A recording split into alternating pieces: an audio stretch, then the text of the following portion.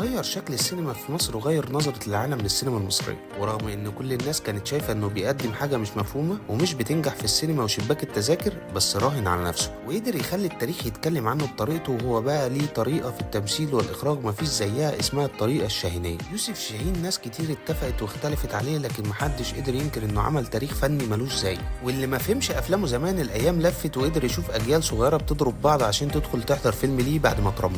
وده كلام تشهد عليه سينما زاوية السنين اللي فاتت. يوسف شاهين كل الناس تقريبا عارفة انه جسد حياته في السينما بأكتر من وجهة نظر في افلامه، واللي ظهرت جدا في ثلاثيات اسكندرية، سواء اسكندرية ليه او اسكندرية كمان وكمان، واللي ختمها باسكندرية نيويورك. وبرضه فيلم حدوتة مصرية حكى جزء من حياته بس ركز على مشاكله مع الرقابة بشكل اكبر. يوسف شاهين اللي كان غاوي سيما ورقص وجنان على الشاشة وبراها، ما بدأش حياته زي كتير من المخرجين مساعد مخرج واتمرمط في البلاتوهات.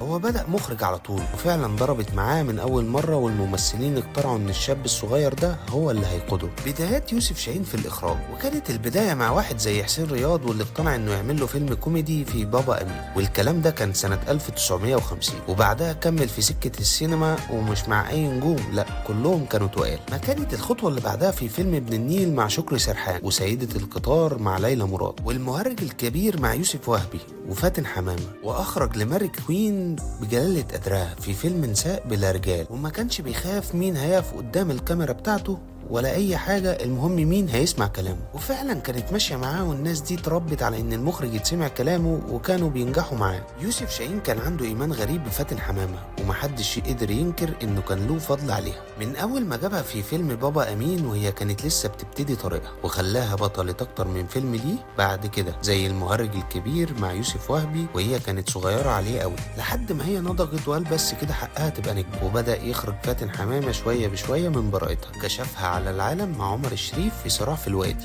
لحد ما خرج منها بنت شعبية محدش كان يتوقعها في فيلم صراع في المينا، وكشف عن وش جديد ليها تماما. علامات في حياة يوسف شاهين.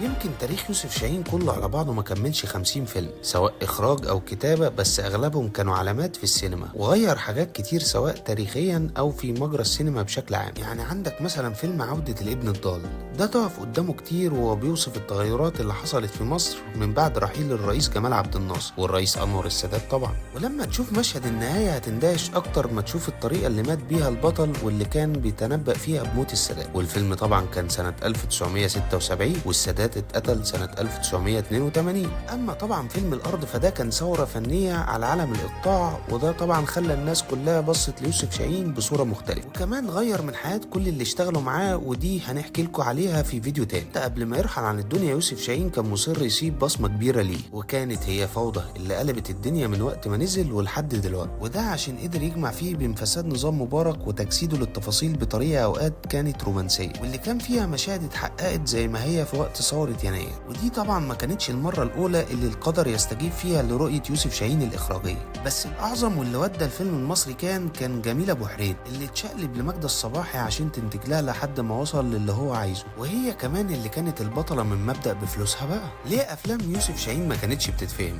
وده كان بيخلي افلامه تسقط والجمهور ما بيدخلهاش، وده لما كانت بتبقى ملمسه سياسيا. كان بيتلعب بالاسقاطات بشكل كبير، والناس رايحه برضه عشان تتبسط، مش رايحه عشان تشوف الواقع على الشاشه. والوقت اللي الجمهور كان راق فيه عشان يشوف سينما كان لسه خارج من حرب، وما كانش طالبه معاه خالص يشوف عمق. ما الناس اتفحتت كتير قوي من النكسه لحد السبعينيات. ومع كل ده حكايات يوسف شاهين ما بتخلص ومش هتخلص، وبحره كبير جدا. يمكن نتقابل تاني ونحكي حكايات تانية عن جوز السينما المصريه.